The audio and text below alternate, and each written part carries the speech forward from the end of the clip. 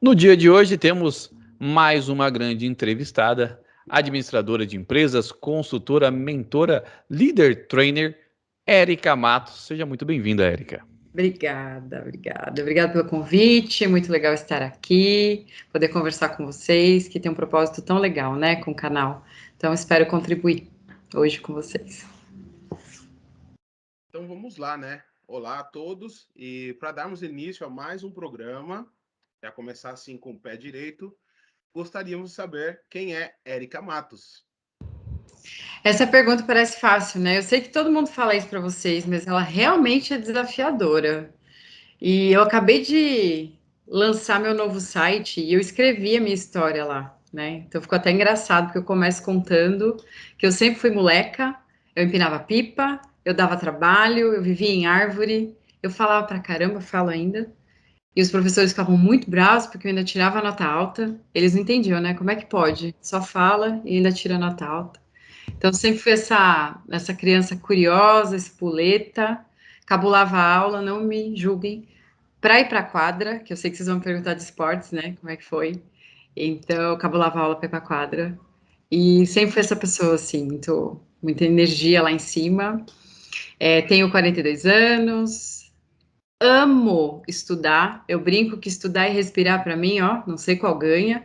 Eu preciso até me administrar, porque senão eu consumo muito conteúdo o tempo todo. Quero comprar curso, quero ver livro, quero ir palestra, quero. Mas é porque eu acredito muito nessa questão do estudo, do conhecimento, da educação. Me abriu portas, né? Eu não venho de uma família rica, né? A minha família era uma família de classe social, se a gente tem que tipificar, CD, né? Naquela época, quando eu nasci. Hoje, claro, em condições melhores, mas foi através de estudo, educação, inclusive do idioma inglês, que muita coisa transformou na minha vida.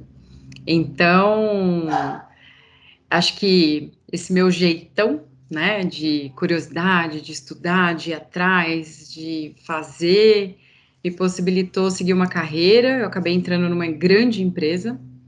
Lá fiquei muito tempo, trabalhei em várias empresas, me tornei mãe, tenho 2 filhos, que são a razão da minha existência, e também da mudança de vida que eu fiz há 10 anos atrás. Então, depois de uma carreira dentro de empresas, projetos no Brasil, projeto internacional, chegou uma hora que eu falei, acho que a conta não está fechando. E aí tomei uma decisão muito difícil, porque eu estava no auge da minha carreira, né? Um bom pacote de remuneração, benefício, projetos super legais, projetos no Brasil, fora, enfim.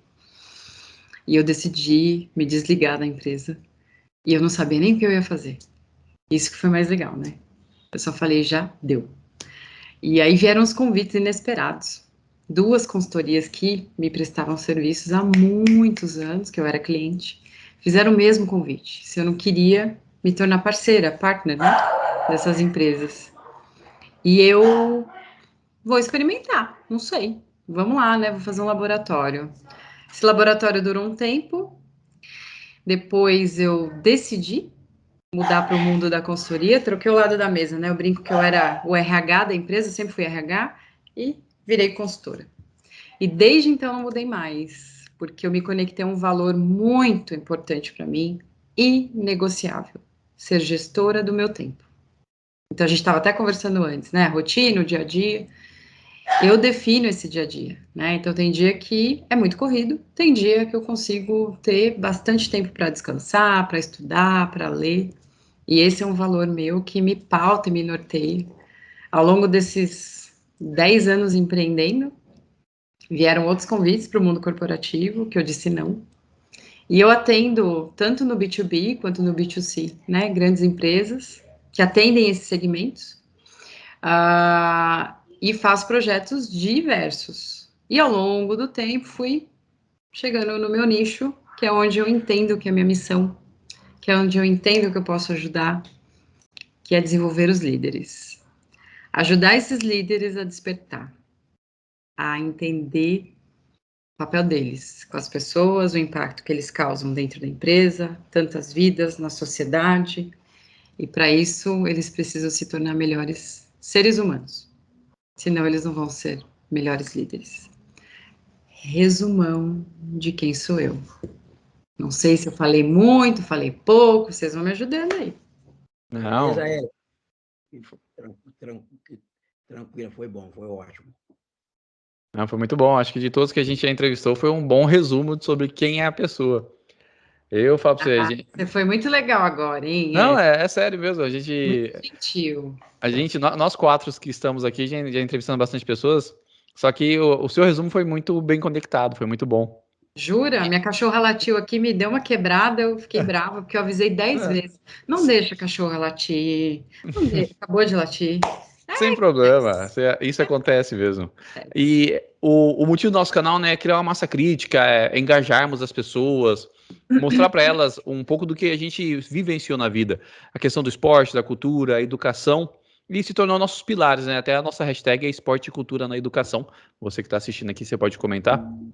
Mas o que você acha, o consciente, os seus líderes, treinadores, pessoas que você também dá treino, eles sabem, né, da importância da prática da cultura para o melhor desenvolvimento humano, principalmente até as famosas soft skills. Você tocou num ponto importante, porque se a gente olha a última lista do Fórum Econômico Mundial, que é uma referência que a gente tem, né, séria, confiável, uma fonte que a gente vai lá consumir, as 5 primeiras competências são relacionadas a soft skills, né? Vou ser bem sincera, nós temos muito para caminhar.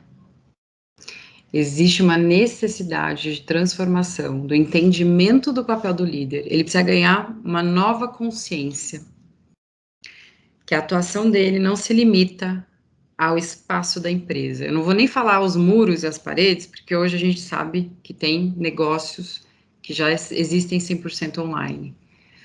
Mas o líder precisa entender que não existe, não tem como eu dissociar o papel da liderança, né, do papel dele conectado à educação, conectado à cultura, conectado à sociedade. Não tem como dissociar das empresas isso, dos líderes que estão nas empresas, porque eu sou aquela pessoa que eu vou aprender, eu vou estudar, eu vou estar numa escola, para depois eu entregar para a sociedade. E como eu vou fazer essa entrega? Muitos vão para o caminho de um trabalho numa empresa.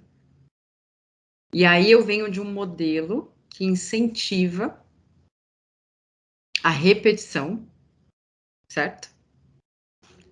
Um olhar mais utilitarista dos alunos. Se eu for boa em decorar, eu vou bem. Então eu venho desse modelo, esse modelo que, até muitas vezes por culpa dos próprios pais, incentiva, né? Essa repetição, esse dentro da caixinha, escrever exatamente igual está no livro. E quando eu saio, e aí eu vou para a sociedade, eu me deparo com que soft skills que são solicitados. Vamos falar um que já está no top 5? Criatividade. Inovação. Você precisa pensar fora da caixa. Mas eu venho de, no mínimo, 12 anos aprendendo o contrário. E aí eu vou para essa empresa e esse líder vai lidar comigo. E hoje esse líder ainda não entende essa expansão do papel dele. Mas isso vai mudar, isso precisa mudar. Porque a gente percebe já os movimentos, né? Até por conta de tudo que está acontecendo, né, gente? Desde a pandemia até os últimos acontecimentos. Essa necessidade de repensar. Não adianta mais o meu planejamento estratégico funcionar, as minhas metas serem alcançadas, mas quando eu olho um pouquinho aqui do lado, tá tudo indo mal. Essa pessoa que está dentro da empresa vai para a casa dela e aí não tem uma estrutura, não tem um sistema que funcione, não estudou em boas escolas, e aí? Né? Até onde vai esse papel do líder? Então, hoje, eu não vejo os líderes ainda despertos nesse nível, mas é um caminho necessário, muito necessário. Tem um autor que eu gosto muito dele, e o foco dele também é trabalhar liderança sênior, é o Oscar Motomura. Ele tem uma fala que ele fala o líder como um estadista. E aí a gente fala de um olhar muito amplo. E eu entendo isso como um caminho necessário. Eu não vou aprofundar muito, porque eu fui aluna do Thiago Matos, que apesar do sobrenome ser o mesmo que eu, não temos vínculo familiar, mas o Thiago ele é uma referência quando fala de inovação, futurismo. E eu fiz um dos cursos do Thiago. Ele é dono da Aerolito. O pessoal do Vale do Silício chama ele, sabe, para refletir sobre futuro, inovação, disrupção, enfim. E o Thiago, ele fala de um modelo de sociedade muito diferente do que a gente tem hoje. É até difícil da gente processar, sabe, o modelo. Mas ele fala, isso já não é mais futuro, isso é o caminho. Então, as lideranças que não despertam para esse olhar de se envolver além do business, além da empresa, elas vão ficar, sabe, à parte. Agora, por Porque não é isso que a gente vai precisar. Só que nós temos um problema nesse aspecto. Desculpa me interromper aí, mas nós não somos igual aquelas produções de automóvel, que quando você tem problema faz recall. Se fizer recall, nós estamos fora. É simples assim. Não é um problema simples e nem resolve rápido, né? A gente está falando aí de pelo menos 2 gerações, para que a gente possa ver verdadeiramente uma transformação. Mas a gente pode ver pequenos passos dados. Isso é que é importante. Vocês estão me ouvindo? Desculpa. Agora sim. Agora Eu quero trazer uma reflexão para você, aí você, dentro da sua área, você vai comentar se você concorda ou não. Na verdade, assim, né? Eu fui de esporte coletivo, o Zeca de esporte individual, o Edno participou de esporte coletivo. E o esporte coletivo tem muito disso, dessa liderança dentro dentro do ambiente esportivo. E você acaba indo sempre além, porque você se envolve com as pessoas com que você trabalha, no caso, os atletas. Você acaba conhecendo família, você acaba conhecendo o ambiente que aquela pessoa vive. E nem todos atletas vêm do mesmo meio social. A maioria você vem atletas tem atletas que vêm de uma classe social mais elevada, outros vêm de uma classe menos desprivilegiada, porém, ali naquele momento, todo mundo tem que fazer funcionar, o que, no caso do esporte, tem que fazer acontecer independente de onde vem. E essa liderança, nesse modelo que você fala, é até um motivo da gente ter criado esse canal. Esse canal veio também com esse intuito de trazer um pouco a problemática. Por que no Brasil não se pratica tanto esporte? Por que no Brasil o esporte é levado meio que como tema de brincadeira, não como um tema educacional? E aqui dentro dos Estados Unidos, o que a gente vê muito que, assim, pelo sistema que a educação tem aqui nos Estados Unidos, as pessoas elas meio que são condicionadas a praticar esporte de uma maneira ou de outra, ou seja, tem que fazer. E você vê esse tipo de liderança dentro de companhias, dentro de empresas, porque essas pessoas trazem essa experiência do mundo esportivo. E eu queria que você falasse um pouco sobre isso. Eu não sei se você participou, se você fez esporte, se você não fez esporte, se isso te ajudou de alguma forma. eu dei um spoiler para vocês, né? Que eu cabulava a aula para quadra. Eu não saía da quadra, não significa que eu sabia fazer as coisas, ok? Mas eu acho que uma delas eu sabia porque a professora queria me levar para disputar campeonato, enfim. Praticava bastante, mas o que eu mais amava, amo até hoje, é o vôlei, né? Não tenho uma super altura, mas para mulher eu sou relativamente alta, né? Então, meio que o pessoal me. Sabe quando você é convocada para tudo que é jogo? Então, no basquete, eu tava lá, handball, adorava jogar handball. Tava lá, Futebol, tava lá. Mas o vôlei é a minha paixão. E eu tô muito feliz que eu retomei o vôlei, né? Tem pouco tempo, mas eu consegui aí organizar minha agenda para retomar. E aqui na minha casa todo mundo faz esporte, né? Só não tá fazendo mais, porque a pandemia deu uma segurada na gente, né? Mas, por exemplo, mês que vem já tem mais 2 esportes entrando em ação aqui na família, né? Um vai ser o boxe ou jiu-jitsu, que estão decidindo ainda, e natação, que vai retomar. Então, o esporte está muito presente aqui com a gente, né? O esporte, e teve comigo, e teve muito comigo. E você falou uma coisa muito importante, Adriano. A gente consegue identificar algumas características de personalidade que facilitam a liderança no esporte, na escola, na hora que você vai fazer um trabalho, né? Você começa a identificar. Não significa que só essas pessoas que demonstraram essas características serão grandes líderes. Pode ser treinado e desenvolvido, mas tem características que facilitam. Então, o esporte, além de ter essa questão da forma, e vocês podem falar melhor que eu, né? Porque eu pratiquei, mas na escola, de uma forma amadora, né? Vocês não, são profissionais. Então, aí vocês podem falar melhor que eu, mas o esporte, além dele entrar num aspecto de formação da personalidade, né? E do caráter, porque você tem outras influências. E aí, uma das áreas que eu estudo muito é neurociência. E quando a gente está falando de jovens, a gente está falando de sistema neurológico ainda em construção. O que quer dizer isso? Que as funções executivas do cérebro ainda estão em formação. Existe uma idade média aí como referência para a gente, tá? Que a ciência traz. 24 anos. É quando a gente tem uma idade média onde as funções executivas estão construídas. Depende do incentivo e do estímulo, pode ser antes. Pode. O que isso tem a ver com o esporte? Muita coisa, porque se eu estou num esporte lá, eu tenho um desenvolvimento de personalidade, porque eu tenho outras influências além da influência da minha casa, do bairro que eu moro, sabe? Da sala de aula. Mas eu vou aprender a conviver, né?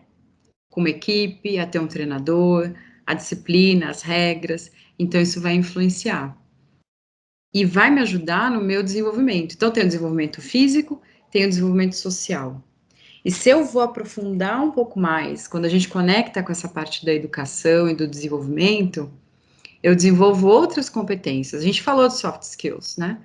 Então, a gente tem, por exemplo, trabalho em equipe, a cooperação, a própria socialização, que vai ser desenvolvida, frustração, não é?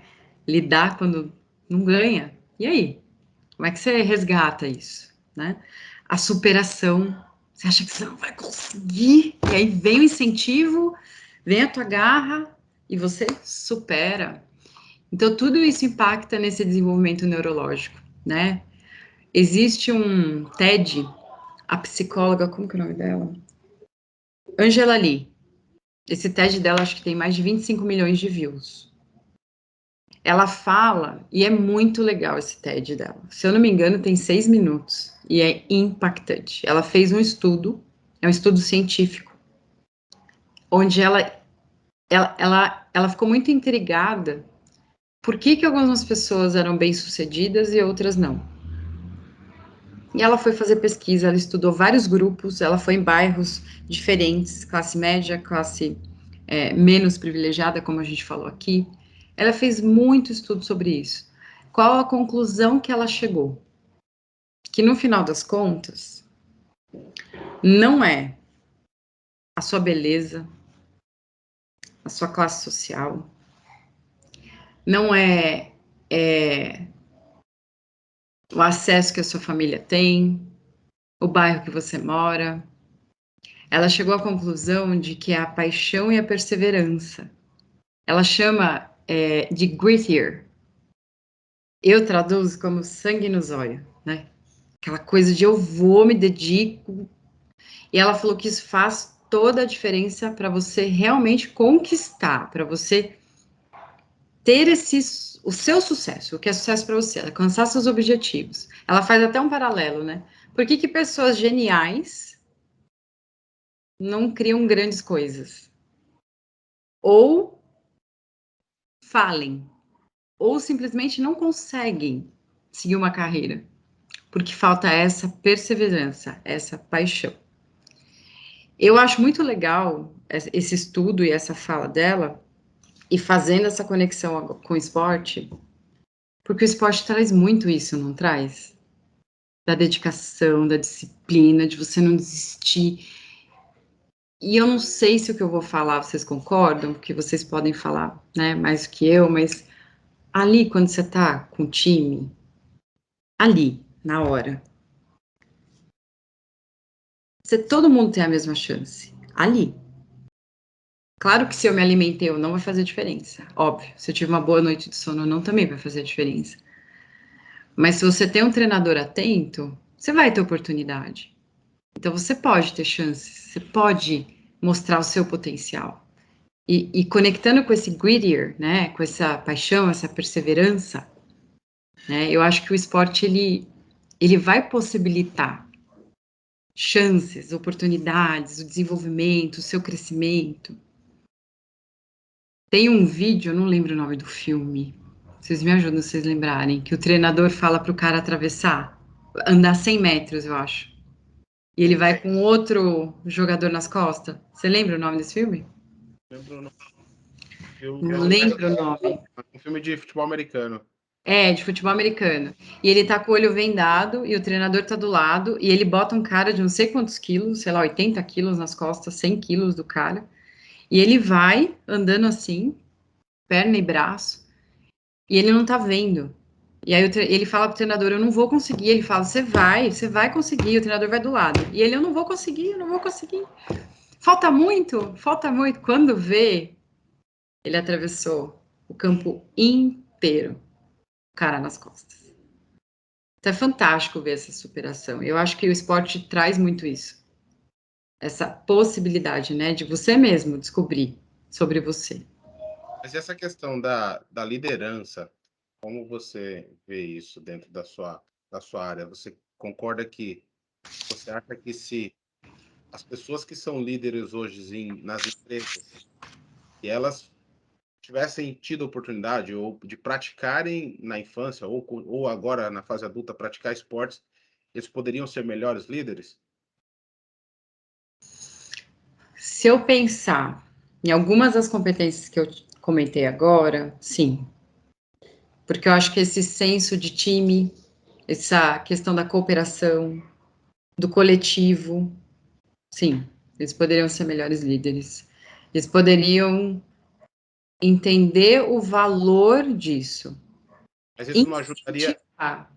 e isso não ajudaria a levar esses líderes na questão que você comentou, às vezes ele ultrapassar essa barreira de ser só um líder, de ver só aquela coisa do resultado, dele ir para um lado mais humano, dele conseguir ir além como líder dessa questão só, não, temos que bater meta, temos que fazer dinheiro e conseguir atravessar essas barreiras. Talvez o esporte poderia trazer essa vivência para ele e ele poderia levar isso para dentro das empresas. Como você enxerga isso? Eu penso que o esporte seria, por exemplo, um dos propulsores, porque pela experiência que ele, se ele tivesse vivido, né? Se a gente tivesse aí um ambiente que incentivasse muito o esporte, né? Ele ia ter essa memória emocional. Porque é assim que a gente vai aprendendo, né? Através das nossas experiências emocionais. E ele ia resgatar isso, teria muito mais possibilidade de resgatar isso. Então, ele poderia ser um líder, sim, muito mais conectado às pessoas, entendendo esse funcionamento do ecossistema, né, do coletivo, e sendo um agente de transformação, fazendo, sabe a ponte? Sim. Trazendo conceitos do esporte para dentro da empresa, indo além do papel dele, porque é aquela questão assim, eu tenho gratidão pelo que aconteceu comigo, então peraí, deixa eu ver como eu posso retribuir, né? E aí eu vou lá devolver para a sociedade aquilo que foi feito para mim. Então essa conta hoje não existe, né?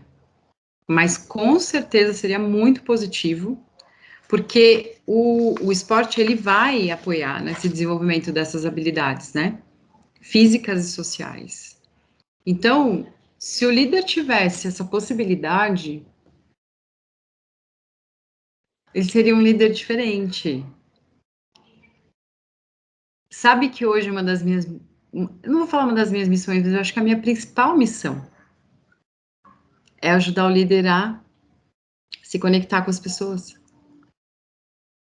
Sair desse espaço do hard e entender que é através das conexões que ele vai ter um time muito mais junto, engajado, potente.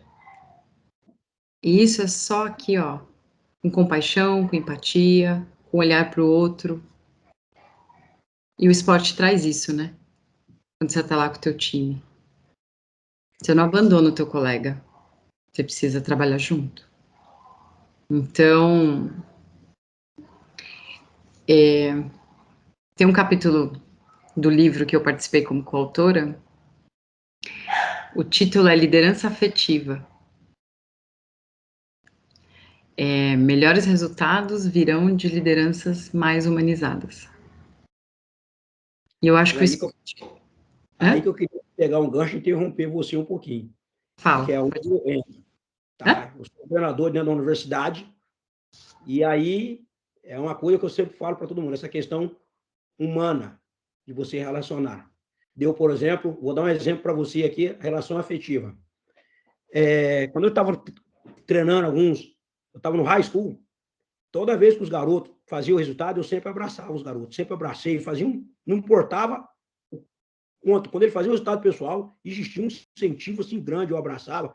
Isso virou uma coisa, todos os garotos esperavam esse meu abraço. Então, vou dar um exemplo, que teve uma vez um garoto se machucou na competição, e eu, como treinador, eu tive que dar atenção para esse garoto. E saiu uma prova do JV, teve um garoto que correu e fez o melhor resultado, e eu não estava lá para dar um abraço nele, porque eu estava atendendo o outro. E aí, chegou um garoto do time e falou, olha, você precisa ir lá falar e dar um abraço, porque ele ficou triste porque ele fez o resultado melhor dele e eu não estava lá para poder dar esse abraço. Então, na realidade, para ele, o grande significado era fazer o resultado e também receber esse abraço, dessa relação afetiva, que eu sempre faço quando eu estou hoje nessa universidade, para tentar levar eles a entender, né, que eu falo em inglês, eu falo I'm tough but I'm fair, né? Eu sou duro, mas sou justo. Mas eu dou essa relação humana, de saber como eles estão, né, brincar com eles. Falo que além de ser treinador, sou mais que um treinador, sou amigo deles, que eles podem contar. Essa relação é muito importante nessa liderança, sem perder aquilo que a gente de melhor, o foco de ser profissional. Eles sabem, quando eles vão para a pista, eu falo, agora é business, é negócio, então vamos treinar. Mas eles sabem que fazendo tudo do jeito que tem que ser feito, tem esse lado afetivo, é muito bacana. Eu danço com eles, bato papo, converso com eles, isso é muito importante, eu interajo, desço até eles, né? Então, até por tudo que eu fiz dentro do esporte. Então, isso é muito importante, se falar dessa relação afetiva, isso é muito, às vezes, é difícil. Eu vou dar um exemplo do meu próprio treinador, foi um grande treinador, o Luiz Alberto, que não está aqui mais com a gente.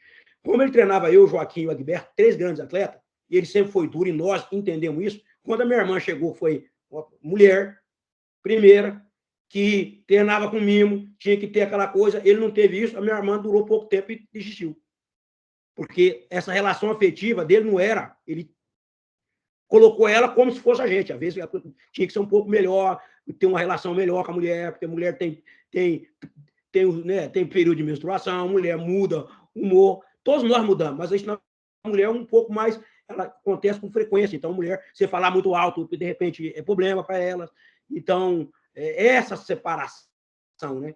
E aí foi um dos fatores também que a minha irmã, na época, sentiu muito, né? Porque ela veio de um lugar onde tinha mimo, a equipe ela tinha um mimo, chegou aqui, ele colocou ela como se fosse eu, Joaquim, Agberto, do mesmo patamar. Então ela não durou muito tempo, ela durou certo tempo, depois ela deixou o atletismo. Então, aí é um exemplo dessa relação, né, afetiva, humana, quando você se torna um líder. Isso eu queria dizer um pouquinho mais. E como um líder influencia, né? E como um líder impacta na outra pessoa, né? E o valor que tem essa conexão, esse abraço, que valor que tem isso? O quanto o time te ouve mais, o quanto o time te respeita, o quanto o time engaja, porque percebe em você uma pessoa que se importa, de verdade, que quer o bem, que se conecta, que tá ali, que tá junto. Hoje, mais do que nunca, as lideranças precisam desse olhar, precisam entender que a visão hierárquica vertical já foi. Não é que vai cair, já foi, não dá mais. É claro que a gente tem N realidades, a gente sabe que vai ter lugares que vão demorar muito mais tempo para despertar, mas não dá mais. Então a gente precisa que os líderes comecem a atuar como agentes de transformação. E é isso que eu quis dizer para vocês quando eu falo que antes de eu ser o melhor líder, antes de eu expandir meu papel, antes de eu entender que eu posso influenciar na sociedade, eu posso chegar até a escola. Eu posso trabalhar projetos, empresa, escola, incentivar esporte. Dá para fazer isso. Eu posso pôr o meu funcionário para ir lá na escola, interagir com os alunos. Mas antes dele conseguir fazer isso, ele precisa transformar ele mesmo. Trabalhar muito a inteligência emocional dele. Isso que você falou, de não ter conseguido dosar a diferença de uma pessoa para outra, falta inteligência emocional. Então, ele não percebe o meio, não percebe a diferença das pessoas e vai do jeitão, sabe o jeitão? E aí eu vou fazendo do meu jeito. Se quer, é assim. Se não quer, pede para sair, né? Não dá. Hoje não dá mais. A gente precisa de lideranças mais atentas. As pessoas estão com esgotamento emocional. A gente está lidando com um monte de coisa difícil. Dificílima. A gente está há 2 anos, né? Primeiro a gente não sabia o que fazer, agora a gente está cansado. A gente não vê a hora das coisas, enfim, terem uma definição. Tem gente que ainda quer que volte o que era antes, não entendeu ainda que não volta mais. Mas tudo isso num caldeirão, né? Pegando fogo e as pessoas ainda tendo que trabalhar. E aí não é à toa que burnout entrou, né? Como uma das doenças reconhecidas do trabalho. Que a gente entende que cada região, cada pessoa, né, cada estado tem a sua peculiaridade, tem a sua questão regional, né? E você como coach, mentora, é especializada em líderes, e a gente já tá falando bastante sobre isso, mas quanto você percebe um certo padrão, né, tipo assim, de procrastinação dos deveres por parte da pessoa, às vezes que existe uma necessidade de subordinação, ou até aquela lei, aquela clássica. Quando o chefe fala que vai mudar alguma coisa na empresa, a pessoa já pensa, vou ser demitido. Essa é clássica mesmo, né? A gente, como ser humano, não gosta de mudança, né? A gente não é programado para gostar de mudança. Isso é uma questão de como a gente funciona mesmo. Nosso cérebro, nossa máquina, eu brinco, né? Uma máquina. Então, a programação base é vamos manter as coisas como são, né? Qualquer mudança, todos nós somos seres humanos. Se você é da natureza humana, isso que eu vou falar é com base em ciência. Eu trabalho muito com base em ciência, não é astrologia, então é cunho científico. Qualquer mudança vai gerar resistência. Principalmente se não existir uma questão que é conectada à valência emocional dessa mudança. O que é isso? É por que essa mudança é importante para mim. E aí, se eu resisto à mudança, isso que você falou de outros comportamentos que vão aparecendo, eu vou procrastinar, aí eu vou me posicionar contra, aí eu vou questionar a mudança. Então, são fases da mudança, né? Você vai passar por cada uma delas. Mas por quê? Porque por uma questão de sobrevivência da nossa raça, a gente é programado para fazer tudo do mesmo jeito. Deu certo, tá funcionando, não mexe. Quando a gente começa a mexer, o que acontece no nosso corpo? A gente entra em estresse porque libera cortisol. Cortisol elevado, hormônio do estresse. E aí a gente começa a ficar irritado, ficar nervoso, e aí vem aqueles pensamentos, sabe, isso aqui é uma besteira, não vou fazer, vou deixar para lá. Entender esse funcionamento nosso é muito importante, né? Porque senão a gente vai ficar preso, né? É uma armadilha, né? Aí você não aceita a mudança, aí você se posiciona contra, aí você reclama, e você nem sabe por que você está resistindo, mas você está resistindo. Então falta, e aí conectando com a liderança, não sei se é exatamente isso que você quer saber, qual é a importância então do líder nesse contexto? A comunicação. Comunicar claramente os porquês. Entender a dor da outra pessoa, o que está incomodando, ajudar a pessoa a acessar isso. Para que ela perceba o padrão de comportamento, para que ela perceba onde que está a dificuldade. E essa comunicação clara, esse acolhimento, para ajudar a pessoa a vencer isso. Agora, mudar comportamento não é simples, não é rápido, não é fácil. O nome coach não é à toa, né? Precisa, sim, de muito treinamento. Eu sou muito contrária a programas milagrosos de 3 dias, que resolvem a vida. Não resolve. Você entra numa catarse emocional, você acessa várias coisas em você, algumas você cria aí alguns mecanismos para lidar, mas depois que passa e você sai da catarse, e aí? Cadê os recursos para eu lidar com tudo isso que eu vi agora? Chacoalhou o tapete. E agora? Não sustenta. Então, para lidar com comportamentos que não são positivos, que estão atrapalhando, precisa de treino, precisa de estratégia, precisa de disciplina, precisa de constância e de valência emocional. Mas isso que você... Desculpa interromper de novo aqui, mas isso que você está falando é uma coisa que, se a gente somar com o que você estava falando anteriormente, primeiro, a fisiologia humana, ela necessita de um processo que muitas vezes se dá por uma determinada repetição, até porque a nossa estrutura ela é feita para assimilar estímulos, né? Então a gente tem os filtros, que são os órgãos de sentidos, e através deles a gente vai filtrando e desenvolvendo esse processo. E quando a gente fala desse desenvolver processo, se você não passa pela experiência, aquilo não foi trabalhado. E se não é trabalhado, é como se não existisse para você. Então, todas essas habilidades que se vem buscando, tanto, né, muito tem se falado agora, principalmente na pandemia, sobre essa questão da empatia. Precisamos desenvolver empatia. Empatia não se desenvolve num passe de mágica, falando assim, hoje eu quero ser mais empático. Não. Até porque existem muitas coisas que a gente faz no dia a dia e que passam despercebido da gente e que às vezes a gente acha que aquilo ali tá tranquilo. E, na verdade, aquilo ali pode ser algo muito cruel. E quando ele fala sobre essa questão da procrastinação dos deveres por parte das pessoas, a gente vê que, assim, você pede algo para alguém, ele fala assim, tá bom, depois eu faço. Esqueceu. Você pede, olha, a gente precisa fazer isso. Olha, realmente, não, nós vamos fazer, né? Já virou até piada de gringo, né? Aquela coisa do nós brasileiros. Não, vamos marcar o negócio. Não, vamos sim, eu vou ligar para você, a gente vai combinar. E isso nunca acontece. Então, assim, são coisas que a gente já está chamando isso de cultura do brasileiro, encara como um normal, só que isso tem consequências muito graves no nosso dia a dia. A nossa produtividade como país, infelizmente, ela é capenga, mas a gente nem se dá conta disso, a gente acha que a gente é o mais trabalhador do mundo e coisas do gênero.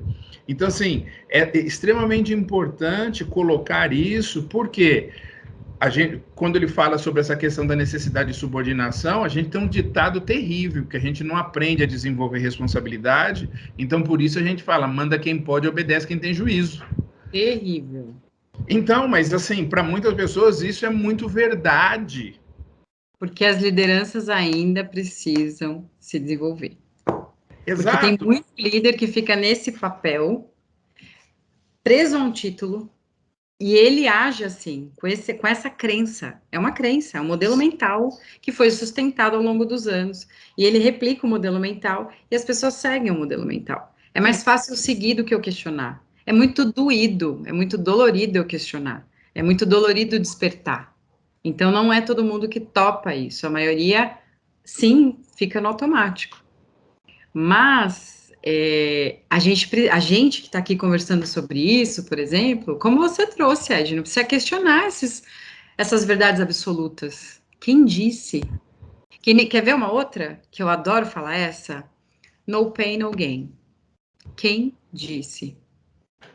Quem disse? Então, né? Precisa doer? Pera lá, sem esforço, sem ganho. Aí eu concordo. Mas precisa ser doído?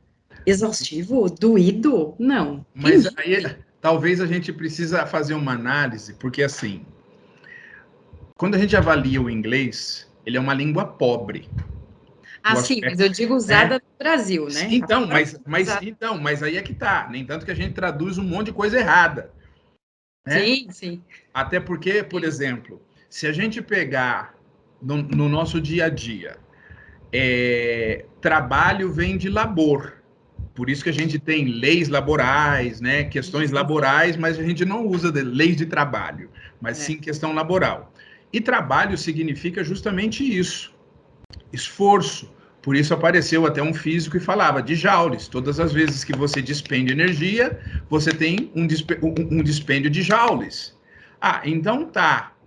Essa questão que você coloca, talvez é mais uma questão de semântica, porque é aquele negócio, monkey see, monkey do, né? Ouvimos isso é legal, e então, no pain, no gain. Mas não é isso. Não. Como por exemplo, né, a gente fala, tem que ter foco, e na verdade, focus em inglês é concentração. E a gente fala assim, você precisa se concentrar, mas não é foco, né? Que as pessoas ficam bitoladas no negócio. Sim. Mas eu digo assim, no sentido que as pessoas dão para isso. As pessoas repetem sem nem se questionar, né? E fazendo um link com o que você falou da procrastinação, a procrastinação ela é uma característica de personalidade. Sim. Que se desenvolve por algum estímulo que aconteceu desde que você nasceu. Então, houve algum estímulo, alguma experiência vivida por você, né, pela pessoa, e que ela desenvolve esses traços. Eu não vou nem aprofundar, porque a procrastinação ela tem possibilidades de por que ela existe. Né? Então, precisa ter. E aí eu volto no que eu estava dizendo: precisa ter esse entendimento de como eu funciono. Entendimento de qual é a minha personalidade, quais são as minhas tendências de comportamento. Por que eu faço assim ou assado? Mas muito líder não se questiona. Ele vai lá e repete o padrão, né? Então, quando você fala, por exemplo, da empatia, a empatia ela é o quarto pilar da inteligência emocional. E até a própria empatia, eu não vou polemizar, mas é polêmico.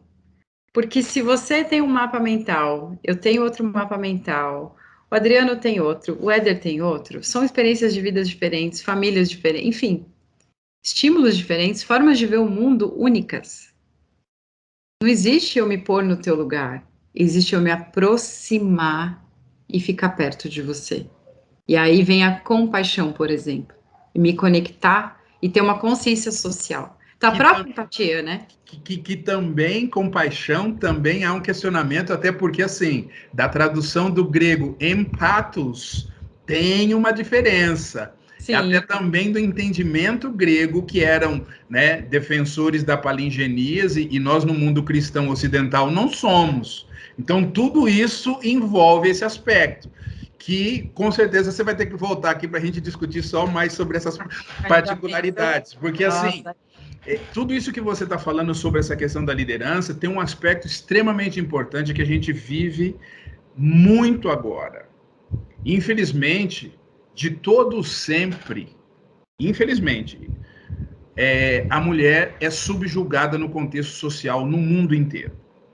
Nós temos uma sociedade patriarcal aí, pelo menos de que se tem registro, há mais de 6.000 anos, ela sempre foi constituída dessa forma. Infelizmente, a exemplo disso, a gente tem só 8% das mulheres no Brasil que ocupam cargos de alto escalão executivo. Aí, as perguntas que eu tenho para você é, na tua opinião, como equalizar essa equação se 52% da população brasileira é formada de mulheres? E a outra é, como promover mais justiça social se, dos 52% da população feminina, 29,9% é formado por mulheres pretas? Ontem foi a data que se comemora, né? Dia Internacional da Mulher. E eu vou dizer que eu faço parte daquele grupo que não comemora, né? Não tem muito o que a gente comemorar. É uma luta diária para existir, para ter o seu espaço, para conquistar. Falar em equalizar agora, não acho possível. Eu acho que leva muito tempo. Mas a gente precisa continuar fazendo o que a gente está fazendo agora, por exemplo, trazendo o assunto em pauta. Então, o que que a gente pode fazer para mudar isso? E aí tem algumas lições de casa, né? Tem o basiquinho que ontem muitas mulheres publicaram, inclusive mulheres pretas, de não interromper uma mulher falando, não invalidar um trabalho dela, reconhecê-la, né? Valorizar, não subjugar, conversar sobre isso que nem a gente está fazendo agora. É muito importante. E entender que sim, o preconceito existe. Não adianta falar que não existe porque eu não pratico. Ou a gente acredita que não faz, né? Mas faz. Eu conheço várias iniciativas de empresas com programas preocupadas. Ontem mesmo eu vi a publicação de uma empresa que 63% dos colaboradores são mulheres. E 55% do time de liderança são mulheres. Então, a gente também tem já bons exemplos de uma realidade que começa a mostrar que pode ser diferente. Não vejo equalização no curto prazo. Eu vejo uma constante. Eu não sei se a palavra luta é a melhor, tá? Mas seria, tipo, uma, como você está utilizando das palavras que você já tinha dito, vai ser um processo de perseverança nesse trabalho de conquista. Sim. Né? É uma perseverança de uma conquista, ainda que gradativa, mas escalonada para se alcançar um status, porque equalizar de uma forma que, infelizmente, a gente está muito só da boca para fora. Exato. Mas eu penso que homens falando sobre isso, homens se incomodando com isso, homens educando as próximas gerações para não alimentar uma diferença que existe na cultura. Porque se eu começo a ensinar diferente, eu vou ter comportamento diferente. Então, começa com cada um de nós, vocês. Não aceitar piadas, não fazer piadas. Ensinar que é errado. Defender uma mulher que está sofrendo violência. Os números são tristes. E na pandemia, aumentou, a última vez que eu vi, aumentou em 600% o registro de casos de violência doméstica contra a mulher, né? E isso por um total desconhecimento, inclusive de si próprio, né, das pessoas e as crenças enquanto sociedade. Então, assim, ainda não temos bons números. Eu queria ser mais positiva com relação a isso. Eu faço a minha parte, eu tenho um filho, e aqui eu procuro ensinar, né, para ele o que pode, o que não pode, os direitos aqui, os deveres são iguais. Mas é uma luta que às vezes eu sinto um tsunami vindo, sabe? Eu ensino para ele que tanto faz a cor da roupa que você coloca, que tanto faz, o que importa, e tanto faz quem você escolher para estar do teu lado. O que importa é o respeito ao ser humano e o que importa é o bem que você vai fazer para o mundo. É quem você vai ser para o mundo, o que você vai entregar. Só que aí ele vai para a escola e ele escuta o quê? Azul é de menino, rosa é de menina. Aí você fala, Erika, troca de escola. Aí você vai ver as opções que existem nesse momento. E aí você chora, né? Senta e chora. Eu não choro, eu continuo fazendo meu papel. Enquanto dentro do que eu posso. Mas não vejo equalização no curto prazo. Mas é bastante triste, né? Porque eu, às vezes, falo essa questão da mulher, você falando aí de... Né, minha mãe também me ensinou, minha mãe falava, ó, filha de ninguém dá para se bater, então ela sempre foi contra que nós, né, como homem, batesse em filha de alguém, você não vai tirar a filha de ninguém da casa dela para bater nela, para qualquer ação de violência. Mas uma coisa que eu acho bastante interessante, né, eu tenho a minha mãe como a grande grande exemplo de heroísmo, foi a maior minha inspiração, etc e tal. Só que teve um porém. Meu pai, separou de casa, tinha 8 anos, minha irmã mais nova, 6, e minha mãe sofreu, a gente passou uma série de dificuldade. Queira ou não, isso não deixa de ser algo bastante difícil, eu vou dizer assim, até um grau de violência que eu pedi para Deus que nunca me desse a posição que minha mãe teve, que foi olhar para mim, meus irmãos, eu com 8, minha irmã mais nova com 6, meus outros irmãos tudo um pouco maior, com 13, 14, explicar para nós que não tinha que comer, nós dependia dela. Que é algo mais difícil, você ter que olhar para os seus filhos e falar para eles sentarem na mesa e fazer entender que não tem que comer. E aí, pô, minha mãe é herói? Como? Não seria legal se tudo tivesse com meu pai, tudo seria diferente, né? Então, poxa, se o homem não tivesse as atitudes que tem, né? Ela ia continuar sendo a heroína, mas com menos sofrimento. Eu acho que com menos... ou se a gente tivesse um sistema, né, que acolhesse essas mães. Exatamente. Que desse apoio para essas mulheres. Hoje, a gente tem um sistema que reforça um papel de uma mulher que precisa ser servidora, que ela se sente culpada quando ela não se dedica 100% à família, quando ela não resolve tudo, a mulher fica exausta. A gente tem pesquisas, né, feitas na pandemia, o quanto a exaustão feminina aumentou, porque ela dobrou os papéis, a maioria dos pedidos de demissão foram de mulheres, porque elas assumiram as responsabilidades da casa, e elas estão ali se dedicando mais tempo ainda, na maioria, não são todos os casos, a gente tem casos já de relacionamentos mais equilibrados que as responsabilidades são compartilhadas. Mas quem acolhe, quem dá o apoio para essas mulheres? É complicado. Érica, nós já tivemos aqui, na temporada passada, a Janete do basquetebol, Léa Campos, que foi a primeira árbitra de futebol do mundo, Leci Brandão, né, que é um grande ícone da música brasileira, né, contando suas experiências aqui, e que já fizeram para contribuir nesse processo de mudança no nosso país.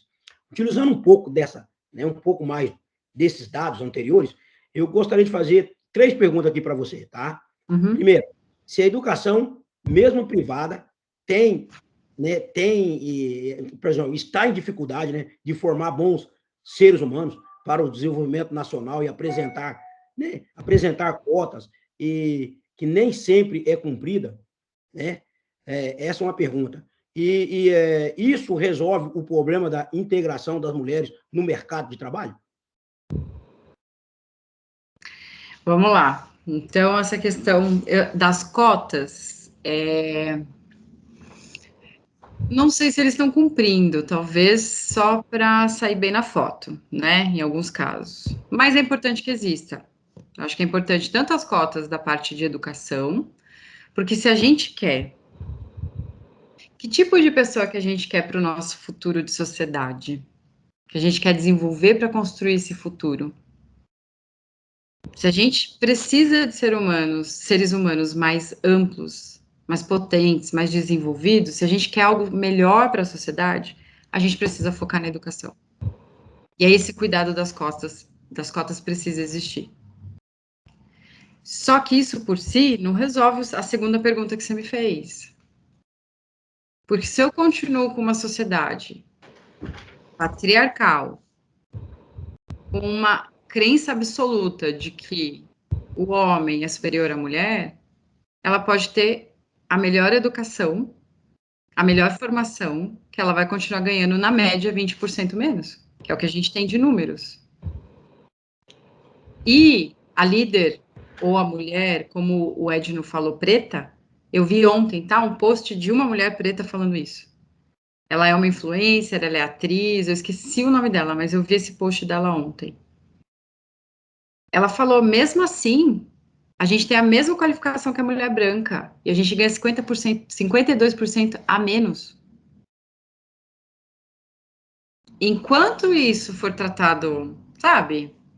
Não, é que a gente não quis radicalizar muito, porque assim, a gente está só comparando na questão do gênero, porque se a gente entrar nas particularidades do gênero...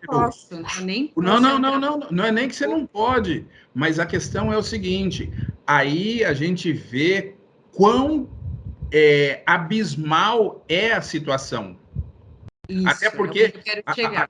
até porque a gente mostrou aqui, se você tem 52% da população que são mulheres e praticamente 30% são preta, então você vê a situação, por que o nosso país está naufragando. E, Essas coisas aqui que a gente...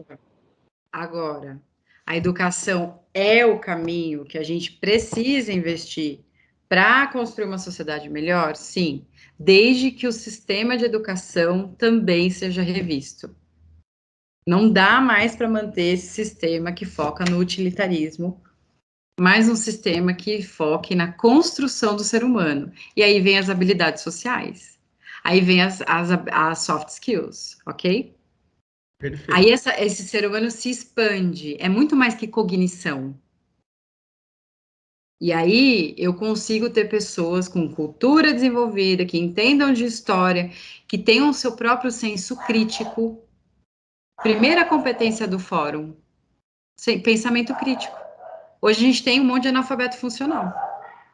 Sabe ler, sabe escrever, mas não sabe sentar e ter uma discussão. 73% dos alfabetizados são esses em nível de alfabetizados funcionais. E somente 8% desses alfabetizados são capazes de interpretar qualquer coisa em qualquer grau de dificuldade. Triste número, né, gente? Muito E a gente sonha em ser potência. Érica, Mas se não investir na base... Pegando o gancho aí nesse tema que vocês entraram, né? A gente é um país que sempre fala muito dessa questão de investir na educação. Você acabou de comentar sobre mudar o sistema educacional. E, infelizmente, a gente tem alguns dados aí muito negativos, né? O Edno acabou de mencionar aí a quantidade, 92% de alfabetizados, de analfabeto, que são alfabetizados, mas diz que sabe ler, mas não consegue interpretar um texto. A gente Exato. tem 92% dessas pessoas. E vira massa de manobra, né? Exato. E sendo você uma treinadora de líder, por gentileza, você poderia nos dizer, eles têm essa dimensão para exercer alguma responsabilidade social e não só as que surgem no momento e são as utilizadas como ESG? Olha, eu diria para você que, nesse momento, os líderes que eu atuo, ok? Porque eu tenho um foco muito grande nisso. O que está sendo prioritário? Esse despertar para o papel dele como um líder que precisa cuidar das pessoas. A ESG é um assunto que está na pauta. Sabe como o meio ambiente há uns 10 anos atrás? O assunto chato que todo mundo tem que falar e que começou meio que no forceps? Muitas empresas, ESG é o que a ESG está sendo agora.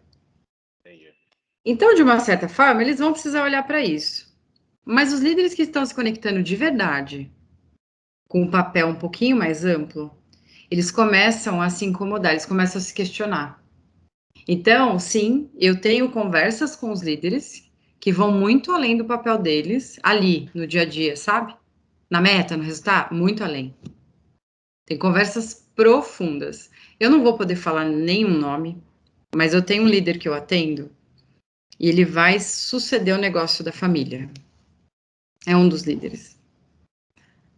E quando a gente estava conversando, a gente entrou nesse olhar de mundo, sabe? Nesse olhar do papel da empresa.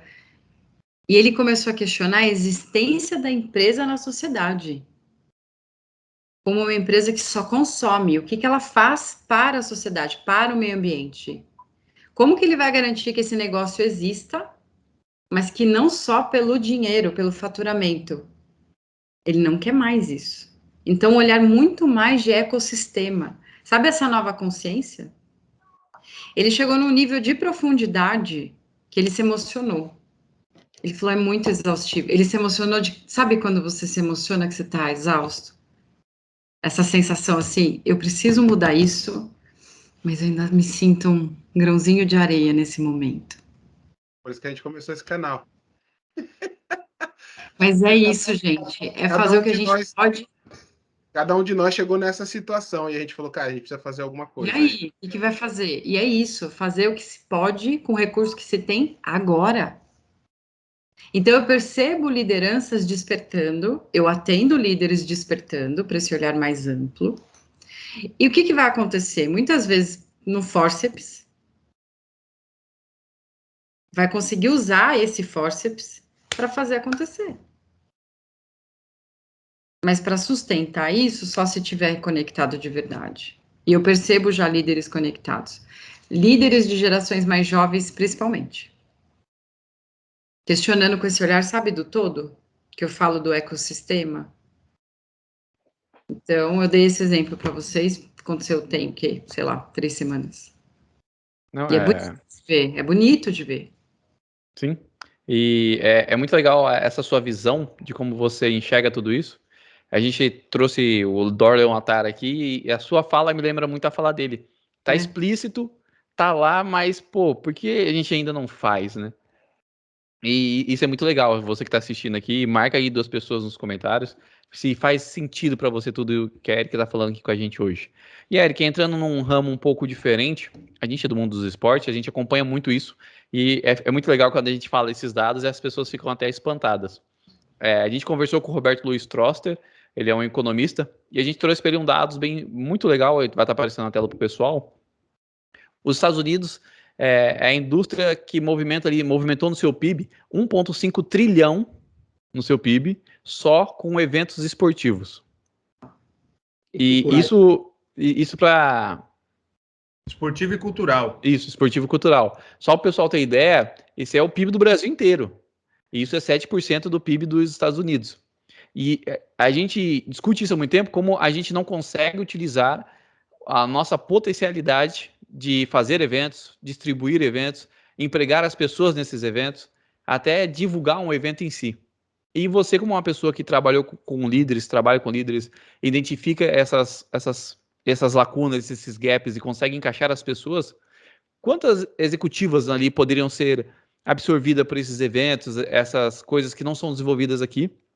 E ainda falo mais, como os atletas podem se preparar para um pós-carreira?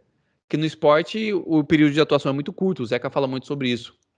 E encerrando, a gente já entrevistou artistas aqui e a gente percebe que hoje a vida do artista está completamente diferente como era antes. Às vezes ele ficava na geladeira ali e estava ganhando, mas agora não. Como é que você enxerga os artistas, pode até encaixar junto com os atletas, ele conseguir desenvolver melhor o seu empreendimento para futuramente ter ali um descanso pleno? Sim. Eu vou tentar concatenar tudo aqui, tá? Me ajudem se eu esquecer alguma parte. Com certeza. Se a gestão se tornasse profissional e a escolha pelas pessoas à frente dos projetos, à frente da tomada de decisão, do investimento na educação, no esporte, na cultura, fossem escolhidas pela experiência, pela competência, pela potência de entrega. E aí, claro, mulheres incluídas nisso, líderes, enfim, a gente teria um resultado diferente. Mas para isso, precisaria ter uma estratégia de médio e longo prazo, sustentada ao longo dos anos.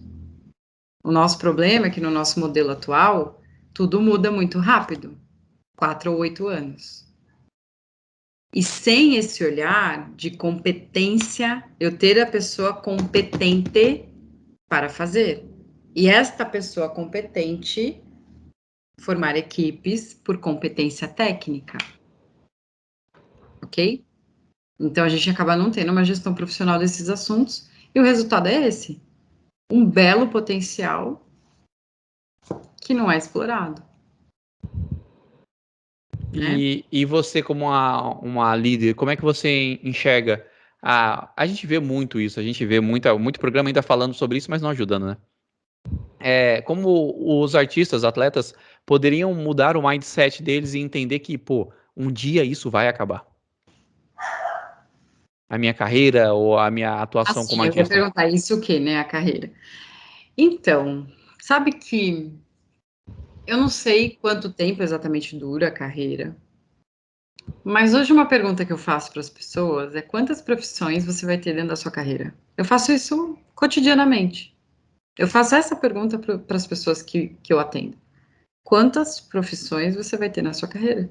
Mas isso não é porque ainda nós estamos condicionados a esse processo de formação por hard skill, porque você tem imensas habilidades que, ora você está executando ou exercendo algo, daqui a pouco você está fazendo isso, que eu me lembro, na minha época de adolescente, muitas pessoas, principalmente quando eu comecei a entrar em processo seletivo, ela assim, você não tem foco. Não, filho, eu sou extremamente hábil, eu consigo transitar em vários lugares, mas eu não consigo entender isso.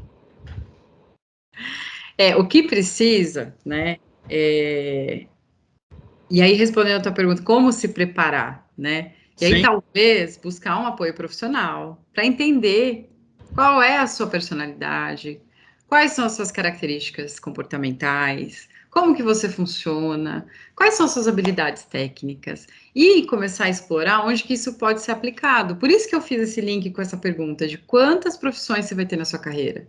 Sim, mas, mas esse processo que você está falando, se a gente for pensar pensando como um líder estadista, pensando num desenvolvimento de uma nação, de uma sociedade que possa ser soberana, sustentável, todo esse tipo de coisa, a gente também, então, tem que pensar que esses profissionais precisam estar inseridos dentro da escola para fazerem parte do processo educacional dos primeiros momentos.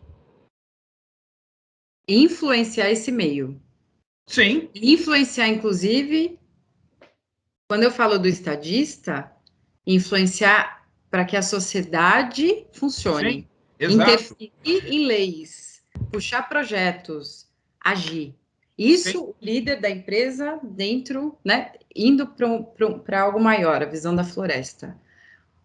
Pensando no que o Éder me perguntou, como que o atleta se prepara, aí eu vou para o outro lado. É o atleta também ganhar consciência sobre si, né? Trabalhar seu autoconhecimento, trabalhar o entendimento de como ele funciona comportamentalmente, as características dele, e aí a gente consegue entender quais são os talentos. Tem uma série de assessments que dá para fazer. Talento sendo trabalhado para virar um ponto forte. Por talento que eu não invisto, ele não desenvolve, ele não vira um ponto forte. Ele pode, inclusive, atrapalhar. Eu falo isso, né? Se você não desenvolve bem uma característica sua, uma qualidade sua, aquilo que você entende como qualidade pode virar, inclusive, uma fraqueza. Se você não sabe desenvolver isso, dosar isso. Então, os atletas, pensando nisso, como eu empreendo, precisa ter esse ganho de consciência, autoconhecimento mesmo. Então, eu passo lá por uns assessments, eu passo, de repente, por uma mentoria, eu entendo como eu funciono, qual a minha personalidade, o que eu gosto mais? Eu gosto mais de palco, de bastidor? Como eu me comunico? Qual é meu motivador? Qual é meu perfil de liderança? E começar a entender isso. Eu sou associada de uma grande consultoria, hoje é uma das maiores do Brasil em educação corporativa. E lá no elenco dos consultores e palestrantes, tem vários atletas. O Giovanni do Vôlei, esses dias, estava dando palestra num dos clientes da consultoria. Né? Pode fazer o jabá da empresa. A gente quer saber que empresa é essa. HSM. Opa, tem Instagram, tem Facebook? HSM Management. HSM Academy, HSM Management. Boa, então... Academy é onde a gente é o braço da educação corporativa. Você que está assistindo, vai lá procurar para se informar mais. Tem projetos muito legais. E eles fizeram... Érica, oi. Quando você fala do atleta, passa por alguma coisa. O atleta, quando ele entra no seu ápice, ele se torna, né, o grande atleta, eu vou ser muito sincero, a grande maioria deles existe um egoísmo, porque uma proteção muito grande, e ele acha que ele é soberano e não precisa aprender mais, porque ele fez uma habilidade que somente ele conseguiu. Aí ele se esquece que eu falo que o esporte é uma fantasia real por um certo período de tempo. Ele não prepara, esse egoísmo que ele entra, ele não prepara pós-carreira, porque ele acha que ele vai levar isso para o mundo corporativo, se abre uma empresa, ou seja um projeto, ou trabalhar, vai ser a mesma dinâmica, porque Quando você é atleta, o desafio é em você. Você depende de um treinador e você vai lá e resolve a parada. Então, quando você entra, como você falou aí, né, numa situação onde o cooperativismo é maior, quando você tem que lidar com seres humanos de diversos pensamentos e personalidade e interesses, a coisa muda. Foge. E aí é onde o atleta não tem essa preparação de ter o jogo de cintura, de entender com mais profundidade aquilo que ele faz, e ele, às vezes ele não consegue atuar e participar de algumas situações e perde oportunidade porque não preparou, porque ele, durante sua carreira, eu sou poderoso, ele fica nesse sentido egoísmo e não estuda, ou não procura se aprofundar mais. Então, isso é uma coisa que falta no atleta após ele ir para uma carreira, após o término da vida profissional como do esporte dele. E é uma pena, porque... Você entendeu o que dizer? Eu penso que os atletas, por tudo, né, pelo contexto, pelo esforço, pelas competências que eles aprenderam, eles teriam tanto para agregar. Mas a maioria, infelizmente, no Brasil, e essa é a temática que a gente até busca trazer aqui, que é o seguinte: dentro dos Estados Unidos, você não se torna um atleta profissional sem ter cursado pelo menos 2 anos do universitário. Não estamos entrando no mérito da qualidade de intelecto que os Estados Unidos têm. Se formos comparar com Finlândia, Suécia, tal, esse mundo todo, né, a gente sabe que eles estão bem lá atrás. Mas só esse sistema já resolveria muitos problemas do Brasil, porque hoje nós temos um processo inverso. As pessoas desestimulam as crianças, os jovens, de estudarem para se tornarem atletas. Então, quando eles conseguem romper a barreira e realmente se tornarem atletas, eles não vão conseguir chegar nisso que você está esperando. Por quê? Não tem base. E eu volto para aquilo que a gente falou um pouquinho antes. A gente ter pessoas competentes, traçando estratégias de médio e longo prazo, sabe, big picture, entendendo isso e fazendo projetos realmente para cuidar desses atletas, para desenvolvê-los, porque é uma questão cultural, é estimular ao estudo, à educação, e não o contrário. Hoje a gente tem isso que você trouxe, é o contrário, né? Porque assim... é quase um alívio, né? Ah, não, já foi escolhido ali, vamos embora, então, mas, por exemplo, o reflexo mais próximo disso, dos atletas, é a nossa visão em exportar commodity e não pensar em desenvolver um mercado de produto de alto valor agregado. Pois é. E tem uma bela oportunidade. É a mesma coisa. É o pensamento mesquinho do pseudo-enriquecimento imediato. Visão de curto prazo. É o famoso voo de galinha. Não, mas eu vou de galinha. Vou trazer uma... Nós já discutimos aqui no passado, o teu Weller, né, fez a pergunta na época, e ele queria entender, porque o atleta no Brasil, ele não vê a educação como investimento. Porra, não vou investir, né? Por exemplo, muitos atletas, por exemplo, eu estou dentro da universidade aqui hoje, eu tenho uma condição de dar a bolsa, mas a grande maioria dos atletas não termina, ainda está no colegial com 19 anos, não aprendeu a formar o inglês, não procura entender uma série de coisas. E ele se oferece uma bolsa para ele, mesmo dentro do Brasil, que essa bolsa, no final da carreira dele, se ele estudar, no valor agregado, ele ia gastar 500 mil reais. Como ele não vê o 500 mil reais, ele não quer estudar. Ele não entende assim. Ele não entende que aquilo é um investimento na vida dele, na educação dele, no intelecto dele, nele como ser humano. Então, educação no Brasil não é investimento. Você dá a bolsa para o cara, não é. Ele não vê assim. Ele quer ver o dinheiro. Até porque a gente tem uma realidade também de sociedade, né? Aqui nos Estados Unidos é o contrário, né? O pai, a mãe, a família, nós temos esse detalhe ainda. Ele incentiva ao esporte, à cultura, à educação, a estudar, porque ele tem essa possibilidade de, através do seu talento, seja que ele for educacional, acadêmico, né? No caso aí, seja ele cultural, do seu talento, seja ele esportivo, que for, de ter uma formação e se formar. Tem um grande amigo meu, que foi o maior corredor de 400 com barreira do mundo, que é o Ed Moser, ele formou em física nuclear, e aí? O cara é físico. Quando você vai achar um atleta brasileiro que é formado em física? Nós tivemos um Sock, que foi doutor Sock no futebol. mas não é. Então, outro dia eu até vi, com todo respeito, gosto muito de futebol, mas numa entrada de um jogo aqui do Flamengo e Vasco, estava lá, vamos todos para a escola. Um banner falando. Mas se você pegar dentro do futebol, 95% dos jogadores de futebol não terminaram o colegial. Não terminam o colegial. São poucos. O Zica teve aqui que se formou em educação física, porque ele teve um compromisso com o pai. Mas a grande maioria, dentro do futebol, ele sonha em fazer aquilo que é melhor. Que é o quê? Ganhar o dinheiro, enriquecer e não precisa se educar. É o pensamento do curto prazo, né? E aí é uma questão mesmo, como sociedade, cultural, que Mas não agora, é fácil de resolver nem rápido, mas só para dar uma cutucada, por exemplo, eu fui atleta, não de um esporte comum no Brasil, fui jogador de beisebol, vim para os Estados Unidos, tive minha carreira toda fora do Brasil. Uhum. Pós-carreira, tenho 2 formações acadêmicas em Sports Management e na parte de educação física. E nunca consegui emplacar no Brasil, tive que voltar para os Estados Unidos porque eu não conseguia me encaixar no mercado com as minhas capacitações. Não conseguia me encaixar no mercado. E aqui nos Estados Unidos eu falava para o pessoal, gente, nos Estados Unidos eu consigo fazer tudo isso com muita facilidade. E aqui no Brasil eu não consigo trabalhar numa escola. Olha isso, né? Como a Exato. questão cultural influencia, né? Nas oportunidades, na estrutura.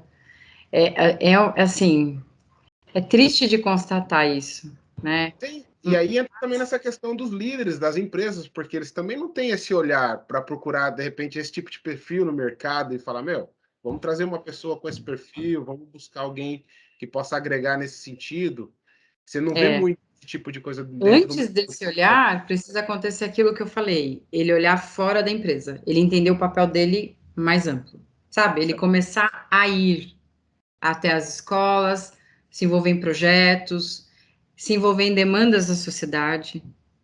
Então, vai aumentando. E hoje, os líderes ainda não estão preparados para isso. Eles estão começando a despertar para aquele primeiro movimento, a conexão com as pessoas. E isso eu estou falando de líderes, assim, em situações melhores. Bem, Você tá falando daqueles que seriam classificados como os top of mind. lugares mais desenvolvidos. Porque eu também vejo situações que é Bizarra. bizarro, assim. E existe. Mas a gente vai ter um choque muito grande muito em breve, porque mesmo em situações mais bizarras, em lugares menos desenvolvidos, as gerações que estão aí e que vão Ela vai fazer com que o sistema colapse. eles não vão aceitar. E aí você faz o quê? E aí a mão de obra vem da onde? Ah, mas vai ter robô. Tá, vai ter, mas não vai substituir 100%, não no médio prazo. No longo eu não sei, não estarei aqui para ver. Mas então a gente vai precisar, a gente já precisa. Lembra que eu falei isso para vocês que eu fiz lá com o Thiago Matos, futurista, tal. Já foi. E aí entra um conceito que eu tenho trazido para os líderes, que é a antifragilidade, que ela é diferente da resiliência. Tem um livro sobre isso, tem um autor que ele é a referência do assunto, que é o Nicholas Taleb. Ele tem 2 livros para falar disso, O Cisne Negro e Antifrágil. Então, como que com tudo isso que acontece, com todos esses impactos, essas interferências, essas mudanças, como que eu aprendo com tudo isso e cresço? Em resumo, é isso. Diferente da resiliência, que é uma competência que a gente sempre valorizou muito e ela é importante, mas no contexto atual, eu preciso ir além da resiliência. Porque a resiliência pressupõe que eu passo pelos desafios, passo pelas tempestades, passo pelas mudanças.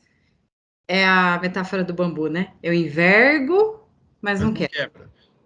Esse envergo, mas não quebro, eu envergo, mas eu volto. Eu volto ao quê? À minha essência, ao que era antes. Não tem mais o que era antes no nosso mundo atual. É novidade em cima de novidade, sim ou não? Nós estamos no mesmo mundo, sim ou não? Absolutamente. Então, a gente já muda o mindset para antifragilidade. Que eu vou passar por tudo isso, mas eu vou aprender e crescer. Então, os líderes, eu tenho trazido isso, posto na mesa, na pauta, a antifragilidade. E essa antifragilidade, Érica, tá, e o que isso conecta com tudo que a gente está falando? O papel do líder se expandindo, indo muito além do crachá que ele usa, do login que ele tem da empresa, da entrega da produção do dia, do checklist, da meta. Como esse líder que eu contei para vocês, que vai herdar um negócio e que ele já está pensando, eu não posso existir minha empresa só para dar dinheiro. Não posso. Espero que ele não fique depressivo nessa batalha interna com ele mesmo. Não, está se cuidando. Está se cuidando bem, muito bem. Que ótimo. Érica, como foi dito aqui anteriormente, né, o nosso trabalho é unir força, né, nos mais variados setores do mercado, principalmente no setor esportivo e cultural, para contribuirmos, né, com o melhor desenvolvimento do nosso país, diminuirmos drasticamente todos os males e mais evidentes na nossa sociedade. Por isso, eu queria saber de ti como podemos unir nossas forças pessoais, sociais, para trabalharmos esse desenvolvimento em pró-educação. A gente falou tudo aqui, você enfatizou várias vezes que só a educação é o caminho. Como é que a gente poderia estar selando uma parceria, conversando, que a gente também quer, no nosso pequeno mundo aqui, tentar fazer a diferença? E eu acredito muito nisso, viu? Porque eu sei que é batido falar isso, mas como é que é? O conhecimento é algo que ninguém tira da gente, né? Não é isso? Sim. Então, o que a gente aprende, as experiências. E eu acho que ter projetos juntos, né? Que a gente possa levar isso que a gente fez aqui hoje, uma palestra para uma liderança, levar isso para dentro de escola, falar. Eu não sei exatamente aonde, né? Se é com coordenação do ensino, se é num nível mais acima, mas que a gente possa mostrar essas possibilidades, né? Não sei se eu estou respondendo a sua pergunta exatamente, tá? Não, eu entendo que até tá, e só complementando ainda o que ele colocou e o que você trouxe também, assim,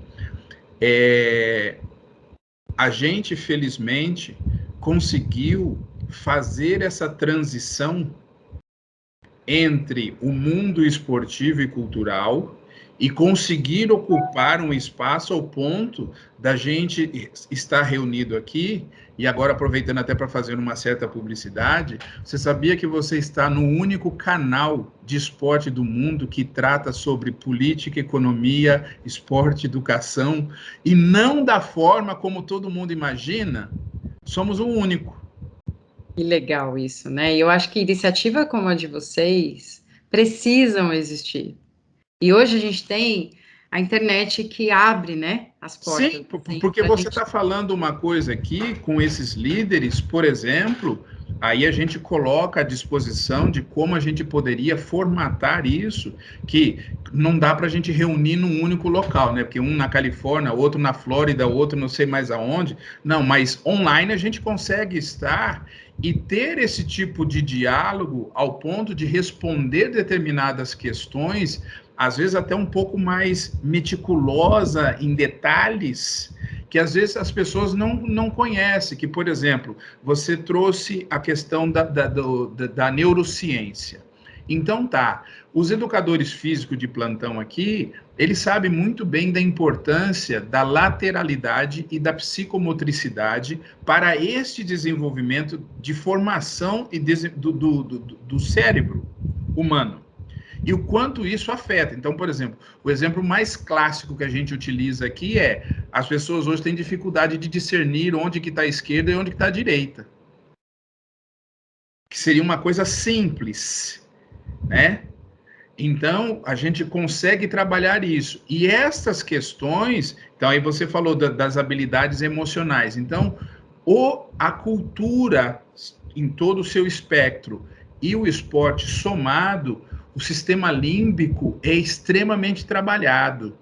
E aí você extrai essa maravilha, que é o que a gente está buscando.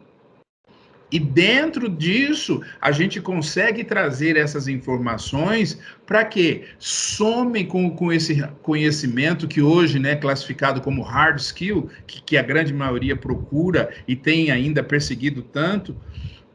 Mas se você atrela isso para poder desenvolver e disseminar isso, por quê? A grande mudança, muitas vezes, não está nestas entidades, mas sim nas pessoas que vão exercer atividades nessas entidades. Porque hoje, só para você ter uma ideia, existe um disparate. O MEC ainda não consegue entender o esporte como uma ferramenta de educação. E aí a gente sempre chora, né? Por isso que eu estou falando para você que, assim, se houver o entendimento das pessoas da sociedade para exigirmos dessa instituição, a gente consegue mover. Se a gente conseguir falar com eles, eles vão até ser educados, simpáticos, de nos ouvir, e depois vão falar, esses caras aqui vêm falar para a gente, ensinar o Padre Nosso pro vigário. O grande problema de tudo isso aí, Érica, o grande problema de tudo isso aí, Érica, é que eu sempre falo aqui, eu já repeti várias vezes aqui, eu falo que, né, o grande responsável é o MEC, e eu falo que a educação no Brasil hoje ela virou uma máquina de fazer sanduíche de ignorantes. Não era mais que isso. Porque o MEC hoje ele ficou fatiado politicamente, ele só defende interesse afim e não defende o interesse maior, que é realmente fazer da nossa sociedade, do Brasil, um país socialmente educado. E aí, pessoal, para que eu vou fazer um país socialmente educado que vai questionar e não vai ser massa de manobra? Nós precisamos de pessoas como você para fazer uma parceria conosco. Sim, a minha fala é provocativa, porque a hora que eu tenho uma população crítica, eu vou precisar ter argumentos melhores. E eu não estou falando isso de uma gestão política somente atual, porque isso não vem de agora. Isso vem de anos e anos e anos e anos, décadas, né? Então, eu prefiro não ter, né, pessoas que vão me questionar, que vão entender, ligar Lé com Cré, não é isso? Ter uma capacidade intelectual, porque é mais fácil de convencer. Essas pessoas vão ter menos oportunidades, elas vão ter mais necessidades, e aí eu também posso manipular de uma forma mais fácil. Infelizmente é isso. Só que quando fala isso, como é que você lida com o povo que acha que tudo isso é teoria da conspiração? Olha, eu não deixo de falar. E eu vou ali por A mais B mais C mais D, porque parte do meu papel, todo o processo, todo líder que chega até mim, eu falo o seguinte para ele. Primeiro, eu acho que vocês vão gostar dessa. Primeira coisa que eu explico para esse líder. Vamos lá, se você joga futebol, talvez agora eu apanhe de vocês, mas vamos lá, eu uso esse exemplo, tá? Quando você joga futebol, aí você, sei lá, você vai disputar um campeonato, você tem que estar ali, ó, sharp. Você tem que estar muito bem. Aí você faz uma avaliação física, tá perdendo massa muscular. Precisa treinar. Só que você consegue ir para uma academia e treinar tudo num único aparelho? Não. Você tem vários aparelhos. Então você tem que começar por algo. Começar por algo. Você sendo do futebol, você começa pelo braço ou pela perna a treinar? Pensando na estrutura da casa, né? Pelas pernas. Pelas pernas. Para começar, o braço é importante, o corpo todo, o abdômen, a estrutura, ok. Mas você precisa decidir a prioridade. Então você vai começar pelas pernas. Se eu mudar para o remo, braço ou perna?